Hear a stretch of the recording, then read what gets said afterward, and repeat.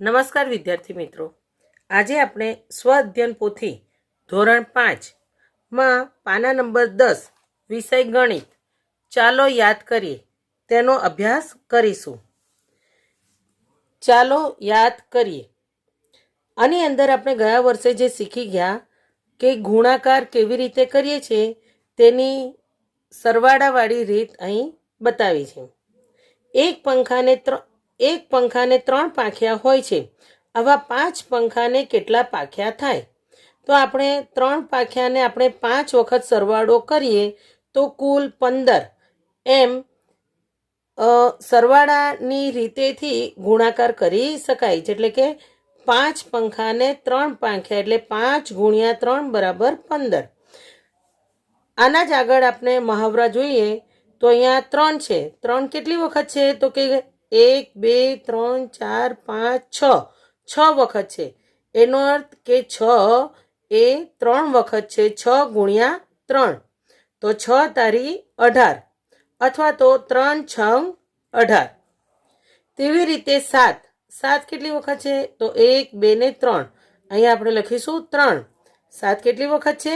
3 વખત તો 7 તારી 21. તેવી રીતે 6 કેટલી વખત છે? તો 1 2 3 4. એનો અર્થ કે 6 4 વખત છે અને 6 ચોક 24. 4 6 24 પણ લખી શકાય. તેવી રીતે અહીં ઘડિયો 3નો ઘડિયો બનાવવાની રીત અહીંયા બતાવી છે. પહેલા 3 મણકા લેવાના છે. 3 મણકા એટલે કે 3 કેટલી વખત લાઈન બનાવી છે? તો કે 1 2 ને 3. 3 એકા 3. આવી રીતે જ 3ની એક લાઈન અને આ બીજી લાઈન, 2 લાઈનમાં કુલ કેટલા મણકા હશે? તો કે 3 ગુણ્યા 2 બરાબર 6. તેવી જ રીતે 3 મણકાની 3 લાઈન લીધી છે. 3 3 6 3 9 તો કે 3 ગુણ્યા 3 તો 3 તારી 9. અહીં બધા જ મણકાનો જો સરવાળો કરવા જઈએ તો આપણે કુલ 9 મણકા થાય છે.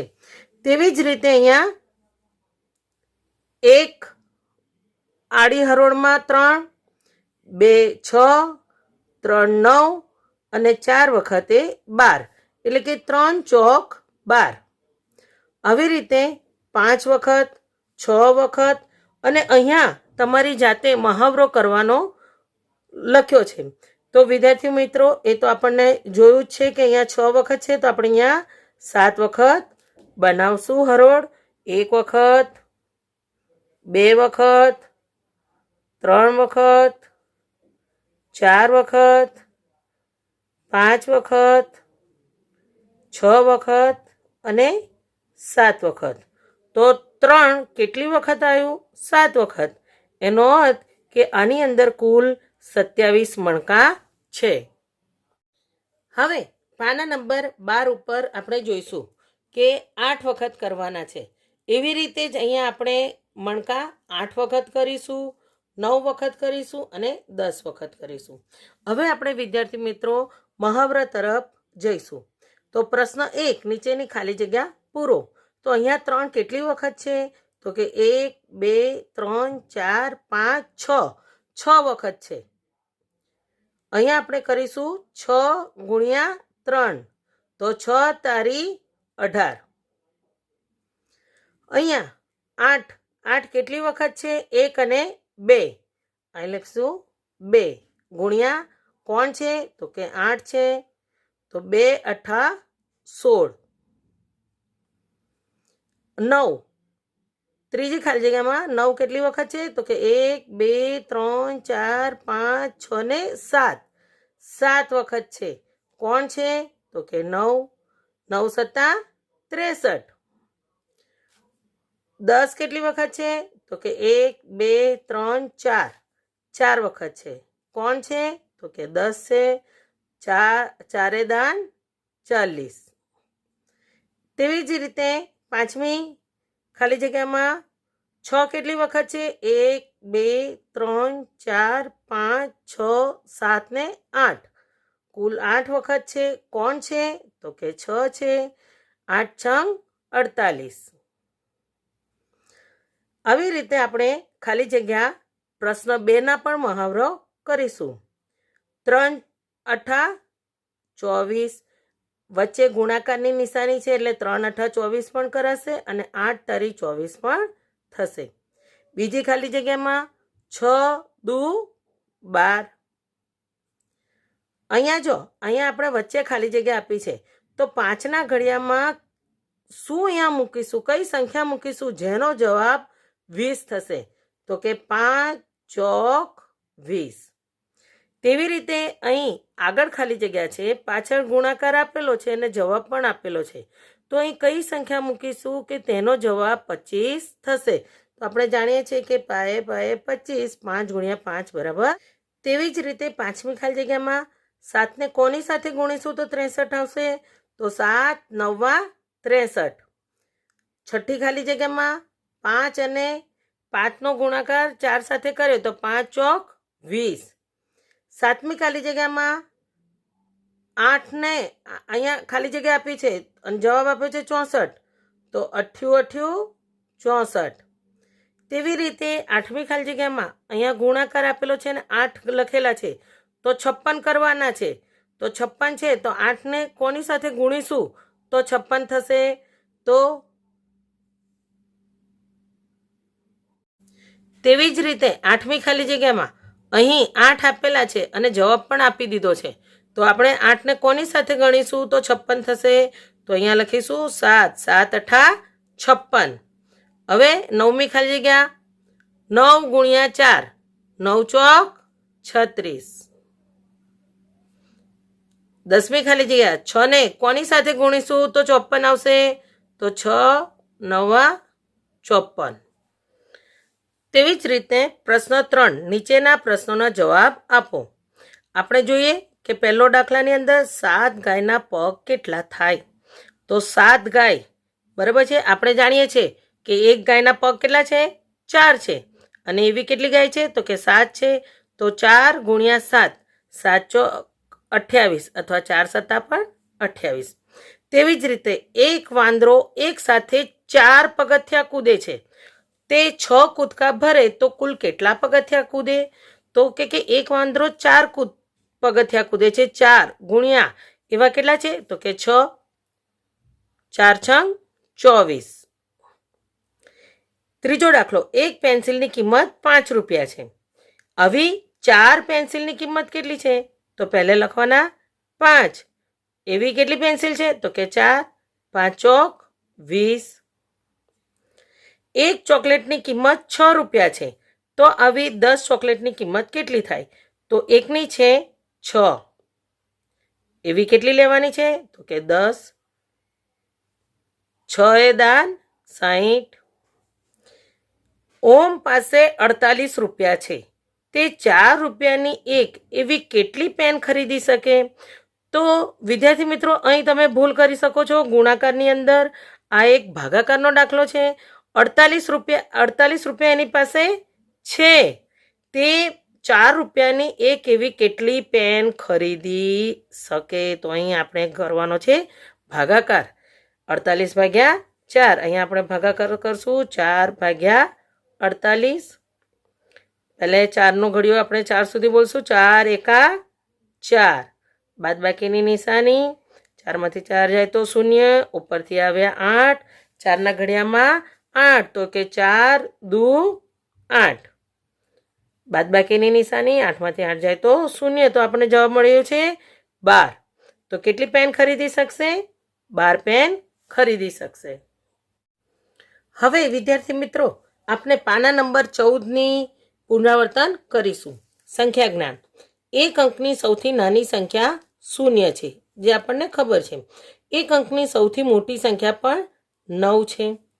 2 અંકની સૌથી નાની સંખ્યા 10 છે અને 2 અંકની સૌથી મોટી સંખ્યા 99 છે. હવે આપણે 3 અંકની 2 અંકના જેટલા પણ છે તેને આપણે શબ્દમાં લખીશું. તો 0 થી લઈ અને 99 સુધી આપણે અહીંયા શબ્દોમાં અને આંકડામાં લખી શકીશું. હવે 3 અંકની સૌથી નાનામાં નાની સંખ્યા છે 100 અને 3 અંકની સૌથી મોટામાં મોટી સંખ્યા છે 999. તો વિદ્યાર્થી મિત્રો, અને આપણે યાદ રાખવું હોય તો એવી રીતે યાદ રાખીશું કે આ એકમનું ખાનું, આ દશકનું ખાનું અને આ 100નું ખાનું. બરાબર છે. એકમનું ખાનું સૌથી છેલ્લા આવશે, એની આગળ દશક અને એની આગળ 100. તેવી રીતના આપણે 4 અંકની સૌથી નાની સંખ્યા છે 1000 અને 4 અંકની સૌથી મોટામાં મોટી સંખ્યા છે 9999. હવે આપણે અહીંયા જોયું, આ એકમનું ખાનું છે, આ દશકનું ખાનું છે, આ 100નું ખાનું છે અને 4 અંકની આવે તો આ 1000નું ખાનું છે. આપણે અહીંયા નીચે લખી નાખીએ એકમ, દશક, 100 અને 1000. હવે આપણે સ્થાન કિંમત શીખીશું. અહીંયા આપણે જોઈએ એક સંખ્યા આપી છે 2, 4, 1 ને 8. અને આપણે શબ્દોમાં લખીએ તો એકમ, દશક, 100, 1000. તો 1000ના ખાનામાં 2 છે એટલે 2000, 100ના ખાનામાં 4 છે એટલે 400, દશકના ખાનામાં 1 અને 8 એટલે કે 18. અને આપણે સ્થાન કિંમત જોઈએ તો સૌથી પહેલા છેલ્લું ખાનું કોનું હતું? તો કે એકમનું. 8ની સ્થાન કિંમત કેટલી થશે? તો 8 ગુણ્યા 1 બરાબર 8. હવે એની આગળ 1 કયા ખાનામાં છે? 10ના ખાનામાં છે, દશકના. એટલે 1 ગુણ્યા 10 બરાબર 10. 4 કોના ખાનામાં છે? તો કે 100ના ખાનામાં. 4 ગુણ્યા 100 તો કેટલા થશે? 400. તેવી જ રીતે 2 કોના ખાનામાં છે? તો કે 1000ના. 2 ગુણ્યા 1000 એટલે કે 2000. આવી રીતના આપણે 2, 4, 8, 1 થી 4 અંકની બનતી સંખ્યાને આપણે જોઈશું. તો આવી રીતના જો આપણે મૂકવા જઈએ તો કુલ 24 સંખ્યાઓ બને છે. સૌ પ્રથમ 2ને આપણે આગળ રાખવાના છે, એના પછી કોણ છે? તો કે 4ને આગળ રાખવાના છે, એના પછી 8 અને છેલ્લે 1. અને એકમ, દશક અને 100ના સ્થાન કિંમત બદલતા રહેવાની છે. સંખ્યાને સ્થાન કિંમતના સ્વરૂપે લખવી. આપણે અગાઉ શીખી ગયા તેવી રીતે જ 273 છે. તો અહીંયા એકમ, દશક, 100. તો એકમના ખાનામાં 3 છે એટલે તેની સ્થાન કિંમત થશે 3. પછી દશકના ખાનામાં 70 અને 2 છે એ 100ના ખાનામાં છે એટલે કે 200. આ દરેક સ્થાન કિંમતનો સરવાળો કરવા જોઈએ તો આપણને 273 અહીંયા સંખ્યા મળી જાય છે. તેવી જ રીતે 435 એકમ, દશક, 100 એમ કરવા જઈએ તો આપણને 93નો સરવાળો. હવે આપણે મહાવરો જોઈશું. પ્રશ્ન 1, નીચેની સંખ્યાને શબ્દોમાં લખો. 78 અહીંયા મેં લખ્યા છે 78, 253, 253, 8070, 8070, 1234, 1234, 4051, 4051, 7890, 7890, 6060, 6060, 4004, 4004, 9623, 9623, 7654, 7654, 1000, 1000, 7707, 7707. હવે પ્રશ્ન 2, નીચેની સંખ્યાને અંકમાં લખો. અંકમાં હું અહીં બાજુમાં જ લખી દઉં છું કે પહેલું છે 67, બીજું છે 819, 819, 4021, 4021, 5287, 1095, 9989, 2002, 7069, 588, 6660. હવે વિદ્યાર્થી મિત્રો પ્રશ્ન 3, લીટી કરેલા અંકની સ્થાન કિંમત લખો. તો વિદ્યાર્થી મિત્રો, જ્યારે પણ સ્થાન કિંમત શોધવાની હોય તો જેની નીચે લીટી કરી હોય પહેલે આપણે એને લખી દેવાના. એની પાછળ કેટલા અંક છે? 2 અંક છે તો 2 શૂન્ય લખી દેવાના. એનો અર્થ કે આ 5 એ 100ના સ્થાન કિંમતમાં છે. તેવી રીતે અહીંયા 5ની પાછળ કોઈ સંખ્યા છે નહીં એટલે 5 એ એકમના સ્થાનમાં છે. તેવી રીતે 7 7ની પાછળ એક સંખ્યા છે એટલે કે 0. 7 એ દશકના સ્થાનમાં છે. તેવી રીતે 4 પણ દશકના સ્થાનમાં છે. હવે વિદ્યાર્થી મિત્રો અહીંયા તમે જો કે 0 છે તો 0 કોઈ પણ સ્થાનમાં હોય, એ ચાહે એકમ, દશક, 100, 1000, પણ 0ની કિંમત એ 0 જ થાય છે. અહીંયા આપણે 6 જો તો 6 આપણે પહેલા લખી દેવાના અને એની પાછળ કેટલી સંખ્યા છે? 1, 2 ને 3. 3 શૂન્ય મૂકી દેવાથી આ 6 એ 1000ના સ્થાનમાં આવે છે. તેવી રીતે 2 દશકના સ્થાનમાં છે. 9 ની પાછળ કાંઈ છે નહીં, એનો અર્થ કે 9 એ એકમના સ્થાનમાં છે. અહીંયા આપણે 9ની જે લીટી દોરેલી છે એ 9 આપણે લખી દઈએ, એના પછી 2 સંખ્યા આવે છે તો 2 શૂન્ય મૂકીશું, એનો અર્થ કે 9 એ 100ના સ્થાનમાં છે. અહીંયા ફરી આવ્યું 0. 0નું હંમેશા 0 જ થાય. હવે વિદ્યાર્થી મિત્રો પ્રશ્ન 4. અહીં આપણે 4 અંકો આપેલા છે, 3, 4, 8, 7. આ અંકોથી પુનરાવર્તન કર્યા સિવાય, પુનરાવર્તન કે ફરીને ફરી એનો એ જ અંક આવવો જોઈએ નહીં. તેનાથી બનતી 4 અંકની સૌથી મોટી સંખ્યા અને સૌથી નાની સંખ્યા લખો. તો અહીંયા આપણે જોઈએ કે સૌથી મોટી સંખ્યા છે 8, તેના પછી છે 7, એના પછી 4 અને 3. આ મોટી સંખ્યા બની. આવી રીતે જો નાની બનાવવાની થાય તો સૌથી નાનો અંક પહેલા આવશે. એનો અર્થ કે 3, 4, 7 અને 8 આ એની નાની સંખ્યા બની ગઈ. હવે આગળ પ્રશ્નમાં લખ્યું છે તેનો તફાવત શોધો. તફાવત એટલે વિદ્યાર્થી મિત્રો હંમેશા તફાવત એટલે કે બાદબાકી કરવાની આવે. મોટી સંખ્યામાંથી નાની સંખ્યાને બાદ કરવાની. તો આપણે અહીંયા જાણીએ છીએ કે 3માંથી 8 બાદ થશે નહીં, એ બાજુવાળા પાસે દસકો લેશે અને 4માંથી 1 જાય એટલે કે 3 અને જોડેવાળાને મળ્યો દસકો. 13માંથી 8 જાય તો 5. હવે અહીંયા રહ્યા 3માંથી 7 જશે નહીં, તે તેની આગળવાળા પાસેથી દસકો માંગશે. 7 ઉપર ચેકો મારીએ એટલે તેના ઉપર આવશે 6 અને બાજુવાળાને મળ્યો દસકો. અહીં કુલ થઈ ગયા 13. 13માંથી 7 જાય તો 6. અહીં 6માંથી 4 જાય તો 2 અને 8માંથી 3 જાય તો 5. આ તેનો તફાવત મળ્યો. પ્રશ્ન 5. નીચેની સંખ્યાને સ્થાન કિંમતમાં સરવાળા સ્વરૂપે લખો. 735. અહીં વિદ્યાર્થી મિત્રો મેં 700 વત્તા 30 વત્તા 5, 735. આ આપણી સ્થાન કિંમતના સરવાળા સ્વરૂપે દાખલા ગણેલા છે. ત્રીજો દાખલો 6588, 6580 અને 8. તેવી જ રીતે ત્રીજો 3750, 3750. પાંચમો દાખલો 4003, 4000. 100ના સ્થાનમાં કાંઈ જ નથી, દશકના સ્થાનમાં કાંઈ જ નથી અને એકમના સ્થાનમાં 3. તેવી રીતે છઠ્ઠો દાખલો 970, 970. એકમના સ્થાનમાં કાંઈ નથી, એનું 0. તો આ રીતના આપણે સરવાળા સ્વરૂપે સ્થાન કિંમતના દાખલા ગણી શકીએ છીએ.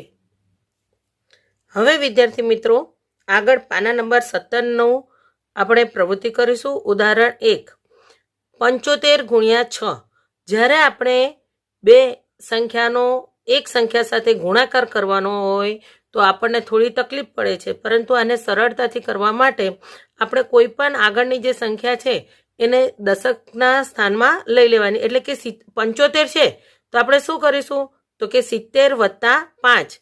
અહીં દશકના સ્થાનમાં 0 આવી ગયું, જેનાથી આપણને ગણતરી કરવી ખૂબ જ સહેલી પડે છે. અહીંયા 70 વત્તા 5 એટલે 70નો 6 સાથે ગુણાકાર કરીશું અને 5નો પણ 6 સાથે ગુણાકાર કરીશું. જો 70 ગુણ્યા 6 તો અહીંયા આપણને સીધો ગુણાકાર આવડે કે 7 6 42 અને અહીંયા દશકનું 0. આપણે મૌખિક ગણતરી પણ કરી શકીએ. તેવી રીતે અહીંયા 5 છે તો 5 ગુણ્યા 6, 5 6 30. હવે 420 વત્તા 30 આ બંનેનો જો સરવાળો કરીશું એટલે 450. એનો અર્થ કે 75 ગુણ્યા 6નો આપણે મૌખિક રીતે પણ ગુણાકાર કરી શકીએ. હવે મિત્રો ઉદાહરણ 2. 86 ગુણ્યા 24.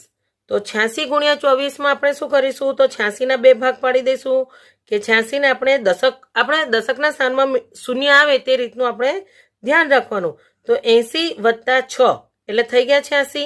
તેવી રીતે 24 છે તો આપણે શું કરશું તો કે 20 વત્તા 4. હવે આપણે 80 ને 20 સાથે પણ ગુણીશું અને 80 ને 4 સાથે પણ ગુણીશું. તેવી જ રીતે 6 ને 20 સાથે પણ ગુણીશું અને 6 ને 4 સાથે પણ ગુણીશું. અહીંયા જો આપણે અહીંયા બે ભાગ પાડી દીધા છે, અહીંયા 20 અને 4, અહીંયા છે 80 અને 6. તો અહીંયા મૌખિક ગણતરી થઈ શકે છે કે અહીંયા 8 દુ 16, 16 લખી નાખ્યા. 8ની પાછળનું શૂન્ય અને 2ની પાછળનું શૂન્ય એટલે કુલ થયા 2 શૂન્ય. અહીંયા 2 શૂન્ય આપણે સીધા મૂકી દેવાના. તેવી જ રીતે અહીંયા 2 6 12 અને દશકનું શૂન્ય અહીંયા મૂકી દેવાનું. જે પણ શૂન્ય છે એ સીધા ગુણાકારમાં મૂકી દેવાના છે. તેવી રીતે 4નો અહીંયા 80 સાથેનો ગુણાકાર છે તો 8 ચોક 32 અને શૂન્ય આપણે અહીંયા મૂકી દેવાનું અને 6 ચોક 24. આ જે જવાબ મળ્યા 1600, 120, 320 અને 24, આ ચારેયનો સરવાળો કરીશું એટલે આપણે 86 ગુણ્યા 24નો ગુણાકાર મળી જશે. અગાઉ મેં જેમ વાત કરી હતી એમ 1600, 120, 320 અને 24નો સરવાળો કરતા આપણે 86 ગુણ્યા 24 એટલે કે 2064 તેનો જવાબ મળે છે. હવે વિદ્યાર્થી મિત્રો, આ રીત 2 નંબર જે આપણી જૂની જે રીત હતી ગુણાકારનું તે જ રીતે આપણે અહીંયા ગણેલા છે 86 ગુણ્યા 24. આપણે જાણીએ છીએ કે ગુણાકારની અહીંયા આપણે એકમ દશકનું શૂન્ય પહેલા મૂકતા હતા અને ગુણાકાર પછી જે પહેલી સંખ્યા હોય એનો પહેલો ગુણાકાર કરવાનો, ત્યારબાદ એકમનો ગુણાકાર કરવાનો. તો આ આપણી જૂની રીત છે. તેવી રીતે અહીંયા ઉદાહરણ 3ની અંદર ભાગાકાર આપણને બતાવ્યા છે. અહીંયા ભાગાકારની અંદર અહીંયા લખ્યું છે 234 ભાગ્યા 6. ભાગાકારની નિશાની કરી 234 અંદર લખવાના અને 6 ને આપણે બહાર રાખવાના. 6 તારી 18 અને અહીંયા 5 વધ્યા. એ રીતના આપણે દાખલો આગળ કરવાનો. એવી રીતે આગળ વધતા આપણે અહીંયા 6 9 54 અને 0 0. તો જવાબ આપણને અહીંયા મળશે 39. હવે વિદ્યાર્થી મિત્રો, આગળ પ્રવૃત્તિ પાના નંબર 19 પરની કે તમને 36 લખોટી આપવામાં આવે છે. તમારે આ લખોટીઓને આડી ઊભી હરોળમાં ગોઠવવાની છે. તમે આડી હરોળમાં કેટલી લખોટી અને ઊભી હરોળમાં કેટલી લખોટી ગોઠવી શકશો? તમારી ગોઠવણીને તમારા મિત્રની ગોઠવણી સાથે સરખાવો અને ચર્ચા કરો. તો અહીંયા ગોઠવણી 1 છે. 1ની અંદર શું કર્યું છે? આપણે 36 લખોટી આપી છે તો એને શું કર્યું છે? 6 આડી હરોળમાં અને 6 ઊભી હરોળમાં. તો અહીંયા 6નો ગુણાકાર કરીએ તો 6 એ 6 એ 36. તો આવી રીતે પણ 36 લખોટી થઈ શકે. તેવી જ રીતે બીજી રીત આપેલી છે કે અહીંયા 9 આડી હરોળમાં છે અને 4 ઊભી હરોળમાં છે અને 4 9 અથવા 9 ચોક પણ 36 થઈ શકે. આવી રીતે આપણે આડી અને ઊભી હરોળનો ગુણાકાર કરી અને કુલ સંખ્યા આપણે મળી શકે. તો વિદ્યાર્થી મિત્રો, અહીં સુધી તમારો પાના નંબર 19 સુધી ચાલો યાદ કરીએ તે પુનરાવર્તન હતું. હવે આપણે આગળના પ્રકરણમાં મળીશું. નમસ્કાર.